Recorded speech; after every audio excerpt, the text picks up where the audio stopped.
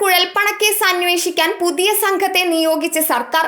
Kochi DCP K സുദർശന്റെ നേതൃത്വത്തിലുള്ള 8 അംഗ സംഘമടങ്ങിയ പുതിയ ടീമാണ് കേസ് അന്വേഷിക്കുക. ഇതു സംബന്ധിച്ച് DGP ഉത്തരവിറക്കി. പഴയ അന്വേഷണ സംഘത്തിലെ VK രാജു മാത്രമാണ് പുതിയ സംഘത്തിലും ഉള്ളത്. BJP തൃശൂർ ജില്ലാ കമ്മിറ്റി മുൻ ഓഫീസ് സെക്രട്ടറി തിരൂർ സതീഷിന്റെ വെളിപ്പെടുത്തലിന് പിന്നാലെയാണ് കൊടകര കുഴൽപ്പണക്കേസിൽ തുടരന്വേഷണത്തിന് സർക്കാർ വീണ്ടും തയ്യാറെടുക്കുന്നത്.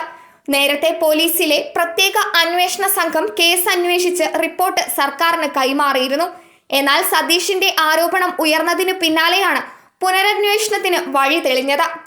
പുനരന്വേഷണം സംബന്ധിച്ച് ഇരിങ്ങാലക്കുട കോടതിയിൽ സർക്കാർ അനുമതി തേടിയിട്ടുണ്ട്. ഈ ഹർജി കോടതിയുടെ പരിഗണനയിലിരിക്കെയാണ് പുതിയ അന്വേഷണ സംഘത്തെ നിയോഗിച്ചുകൊണ്ട് DGP ഉത്തരവിറക്കിയിരിക്കുന്നത്. നേരത്തെ കേസ് അന്വേഷിച്ചിരുന്ന സംഘത്തിലെ കേസിന്റെ അന്വേഷണ ഉദ്യോഗസ്ഥനായിരുന്ന VK രാജുവിന് തന്നെയാണ് ഇത്തവണയും ചുമതല. പഴയ അന്വേഷണ സംഘത്തിലെ VK രാജു മാത്രമാണ് പുതിയ സംഘത്തിലും ഉള്ളത്. തൃശൂർ റേഞ്ച് DIG തോംസൺ ജോസ് ആണ് കേസിന്റെ അന്വേഷണത്തിന് മേൽനോട്ടം വഹിക്കുന്നത്. പുനരന്വേഷണത്തിന് കോടതിയുടെ അനുമതി ലഭിച്ചാൽ ഉടൻ തന്നെ കേസിൽ അന്വേഷണം ആരംഭിക്കും. തിരൂർ സതീഷിന്റെ മൊഴി രേഖപ്പെടുത്തി പ്രാഥമിക വിവരശേഖരണം നടത്തുമെന്നാണ് വിവരം.